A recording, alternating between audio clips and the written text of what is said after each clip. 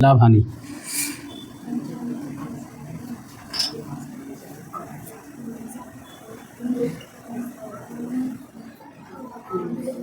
देखो, लाभ और हानि। मान के चलो तुम बाजार गए एक किताब खरीदने, ठीक है। उस किताब का प्राइस तुमको दुकानदार बताया 100 रुपया, ठीक। तो ये जो तुम खरीद के लाए किताब, इसका प्राइस कितना है? 100 रुपया, यानी एक किताब का दाम 100 रुपया हुआ। अब जब तुम किताब लाए तो तुम्हारा दोस्त देखा, बोला बढ़िया किताब है, ठीक है, एक मेरे लिए भी ले आना, ठीक, अच्छा है, इसमें सीखने को बहुत सारा मैथ्स मिलेगा, ठीक ना। तो अब तुम क्या बोला कि अच्छा ठीक है ला देंगे, तो ऐसा करो तुम मेरा ही किताब तुम ले लो, ठीक, हम अपने लिए ले आएंगे तो तुम हमको पैसा दे देना, ठीक है। तो तुम्हारा दोस्त बोला अच्छा ये भी तरीका या आइडिया बढ़िया है, तो बताओ कितना देना होगा। अब तुम थोड़ा बढ़िया बुद्धि लगाया, अब ये 100 की जगह पे तुम बोल दिया कि इसका जो हम खरीदे हैं बाजार से 120 रुपया लिया, ठीक है। कपलाबाजी करने में तुम लोग माहिर हो। तो 120 रुपया, अब तुम्हारा दोस्त जो था वो तुमको कितना दिया? 120 रुपया, ठीक है। अब बताओ तुम लाए थे कितने में? 100 रुपया में। तुम अपने दोस्त को बेच दिए कितने में? 120 रुपया में। तो तुमको ये जो एक्स्ट्रा 20 है ये क्या लाभ हुआ, मतलब एक्स्ट्रा पैसा तुमको क्या हुआ? 20 रुपया मिला। तो ये 20 रुपया ही क्या है तुम्हारे लिए? लाभ, ठीक है।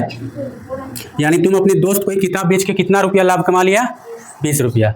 अब अगले सप्ताह इसी 20 रुपया में से तुम एक समोसा उसको 5 रुपया का खिला देना, और फिर अगले सप्ताह 2 समोसा फिर खा लेना, ठीक है। इस तरीके से तुम क्या करोगे? घपलाबाजी करते रहोगे, ठीक। तो अब बताओ ये क्या है? 20 रुपया का तुम्हारा लाभ हुआ। तो जब भी हम लोग कोई सामान खरीदते हैं तो जिस प्राइस पे खरीदते हैं उसको कहा जाता है क्रय मूल्य, ठीक है। हिंदी में, इंग्लिश में क्या हो जाएगा? CP, cost price. और जिस प्राइस में बेचते हैं उसको कहा जाता है विक्रय मूल्य, ठीक है। शॉर्ट में इस तरीके से लिखा जाता है और इस तरीके से, ठीक। तो जिस प्राइस में हम लोग खरीदते हैं उसको क्या कहा जाता है? क्रय मूल्य। क्या कहा जाता है? क्रय मूल्य, मतलब खरीदने वाला जो प्राइस होता है वो क्रय, और जिस प्राइस में बेचते हैं उसको क्या कहा जाता है? विक्रय मूल्य, ठीक है। तो अब ध्यान दो, यहाँ पे क्रय मूल्य कितना है और विक्रय मूल्य कितना है? तो जब यहाँ दोनों को अगर कंपेयर करोगे तो बड़ा कौन सा है? 120, यानी विक्रय मूल्य।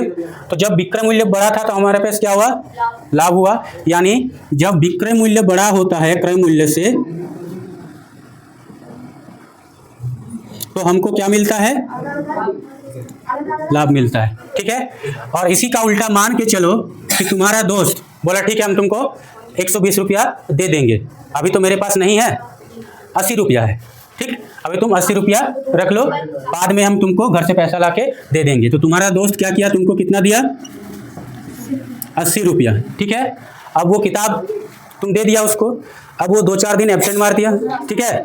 और फिर पता तुमको चला कि अच्छा ठीक है अगले सप्ताह वो आएगा स्कूल, लेकिन धीरे धीरे क्या हुआ ना कि वो आ ही नहीं रहा स्कूल। फिर बाद में पता चला वो किसी और स्कूल में एडमिशन करा लिया। तो अब बताओ तुम्हारे पास वो पैसा फिर आया जो एक्स्ट्रा पैसा ड्यू था? नहीं। यानी तुम कितने में खरीदे थे? 100 रुपया में, बेचा कितना में? 80। एक्चुअली तो दाम तुम रखा था 120, लेकिन मिला कितना? 80। यानी 100 में खरीदा, वो सामने वाला जब तुम बेचने गया तो वो तुमको दिया 80। तो कितना तुमको कम पैसा मिला? 20 एक्चुअल प्राइस से, ठीक है। जो तुम घपलाबाजी करके रखा था वो तो बात की बात है, ठीक है। तो ये क्या हुआ? तुम्हारा नुकसान हुआ, ठीक है। क्या हो गया? नुकसान। इसी को कहा जाता है हानि, ठीक है। यानी कि जिस प्राइस पे तुम खरीदो और जिस प्राइस में तुम बेचो उसको जब कंपेयर करेंगे तो अगर क्रय मूल्य क्या हो? बड़ा हो विक्रय मूल्य से, तो क्या होता है? हानि, ठीक है। हानि कब होगा? जब क्रय मूल्य क्या होगा? विक्रय मूल्य से बड़ा होगा। लाभ कब होगा? जब विक्रय मूल्य क्रय मूल्य से बड़ा होगा, ठीक है।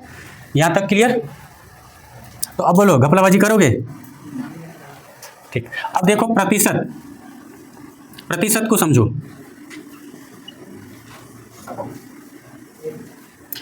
प्रति को इंग्लिश में कहते हैं पर, ठीक है, और शत को इंग्लिश में कहते हैं सेंट, यानी 100, ठीक है। सेंट का मतलब 100 होता है। तो प्रति मतलब प्रत्येक, पर। और इसी प्रति को हम लोग अगर मैथमेटिक्स सिंबल में देखें तो इस तरीके से बट्टा के रूप में हम लोग इसको डिनोट करते हैं। इसको कैसे चिन्हित करते हैं? इस तरीके से बट्टा के रूप में, जैसे हम लोग लिखते हैं ना 4/5, तो यही बट्टा क्या है? प्रति। इसी को क्या कहा जाता है? प्रति। ठीक है, इसी को बट्टा कहा जाता है। तो प्रतिशत मतलब, तो प्रति को हम लोग और क्या कह सकते हैं? प्रत्येक। ठीक है, प्रत्येक 100 में क्या होगा? प्रतिशत का मतलब प्रत्येक 100 में, प्रत्येक 100 में, पर 100%। इसीलिए प्रतिशत का हिंदी से इंग्लिश अगर देखें तो क्या होगा? परसेंट। तो पर का मतलब तुम्हारा प्रति, प्रति मतलब प्रत्येक, शत मतलब सेंट यानी 100 यानी 100। तो अगर ऐसा लिखा हो कि 20%, इसका मतलब क्या हुआ? पहले तो 20 लिखो और प्रतिशत का मतलब क्या होगा? प्रत्येक एक 100 में। तो मतलब अगर इसको ऐसे लिखें कि 20/100, 20% मतलब 20/100, तो इसका मतलब क्या हुआ? प्रत्येक 100 में कितना? 20 रुपया। अगर कहा जाए कि तुमको लाभ हुआ कितना? 20%, इसका मतलब कितना लाभ हुआ? 20 रुपया?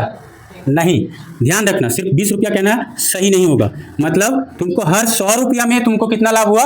20। अगर तुम किसी ऑब्जेक्ट या किसी भी चीज़ को तुम अगर खरीदते हो 200 में, बेचते हो तुम 400 में, ठीक है, और कहा जाए कि तुमको कितना प्रतिशत फ़ायदा हुआ, तो प्रतिशत मतलब इसमें से जो हर 100 रुपया में तुमको कितना फ़ायदा हुआ ये पता चलेगा। जैसे एक और एग्जांपल लो, अगर तुम कोई सामान बेचे 20 रुपया में, 200 रुपया में, और तुमको फ़ायदा हुआ 25%, कितना फ़ायदा हुआ?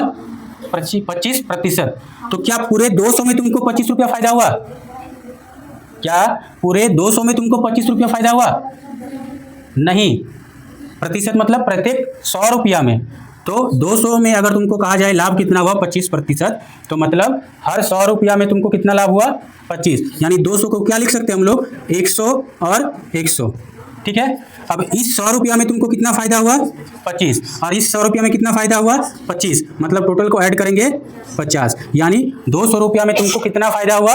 50। ये तो रुपया हो गया, लेकिन प्रतिशत कितना होगा? 25। ठीक है, तो प्रतिशत का मतलब प्रत्येक 100 रुपया में। अब लाभ हो या हानि हो वो इस हिसाब से होगा। अगर हानि होगा तो प्रत्येक 100 रुपया में कितना हानि हुआ, तो प्रतिशत का मतलब क्या हुआ? प्रत्येक 100 रुपया में जो मान हम लोग को लिखना है। तो इसी तरीके से अगर 4% यानी 4%, यानी पहले नीचे क्या लिखेंगे? हर में 4, और ऊपर क्या? 100, और ऊपर क्या लिखेंगे? 4। इसका मतलब क्या हुआ? प्रत्येक 100 रुपया में कितना रुपया? 4 रुपया। अगर लाभ कहा जाए तो कितना रुपया? 4 रुपया लाभ। अगर हानि कहा जाए तो कितना रुपया हानि? 4 रुपया हानि। ठीक है, अब ये तुम्हारा भिन्नात्मक रूप है, भिन्नात्मक रूप है। प्रतिशत को जब हम लोग भिन्न में लिखते हैं तो क्या करते हैं? इस तरीके से 100 से लिख देते हैं। अब इसका मतलब क्या हुआ बताओ तो? 5/8। इसी का मतलब इस तरीके से छिपा हुआ है। इसका मतलब क्या हुआ? टोटल हिस्सा कितना होगा? अगर एक बॉक्स बनाए हम लोग, 1 2 3 4 5 6 7, 8 हिस्सा हो गया। अब टोटल हिस्सा कितना हुआ? 8। इसमें से कितना हिस्सा रंग करना? अगर कहा जाए 5/8 को रंगित कीजिए, छायांकित कीजिए, शेड कीजिए, तो कितना हिस्सा हम लोग रंग करेंगे, कलर करेंगे? 5। यानी 1 2 3 4 और 5, ये क्या हो जाएगा? कलर्ड हो जाएगा। ठीक है, इसका मतलब क्या समझ में आया? कि नीचे जो रहता है वो टोटल होता है, और ऊपर जो होता है वो क्या बताता है? टोटल का कितना हिस्सा। ठीक है, तो अंश क्या बताता है? हर का टोटल का कितना हिस्सा अंश है। तो अब इसी को अगर हम लोग ऐसे लिखें कि 20 और 100, तो 100 मतलब एक पूरा होल को कितना पार्ट करेंगे? 100। एक पूरा को कितना पार्ट करेंगे? 100, और उसमें से कितना कलर करेंगे? 20। तो यही तो है, जब नीचे 100 रहता है तो इसी को हम लोग प्रतिशत कह देते हैं। बस इतना ध्यान रखना। ठीक है, ये भी क्या है? भिन्न। ये भी क्या है? भिन्न। दोनों क्या है? भिन्न, भिन्नात्मक संख्याएं हैं। लेकिन इसमें क्या होता है कि हम लोग इसको प्रतिशत नहीं कहते हैं, क्योंकि यहाँ पे 100 रुपया नहीं है, यहाँ है, तो इसी को हम लोग ऐसे लिख देते हैं। ठीक है, तो प्रतिशत का मतलब हर 100 रुपया में ऊपर जितना लिखा हुआ रहेगा उतना। ठीक है, तो प्रतिशत समझ में आ गया, लाभ और हानि समझ में आ गया। तो अब देखो यहाँ पे हम लोग फिर से आते हैं। जब हम लोग को लाभ निकालना हुआ तो हम लोग क्या किए? 120 से 100 को माइनस किए, बड़ा से छोटा। तो लाभ का फॉर्मूला क्या हो जाएगा? लाभ इज इक्वल टू विक्रय मूल्य माइनस क्रय मूल्य। ठीक है, हानि में क्या बड़ा होता है? क्रय मूल्य। तो पहले क्रय मूल्य लिखना, क्रय मूल्य माइनस विक्रय मूल्य। ठीक है, तो ये दोनों फॉर्मूला याद रखना। ठीक,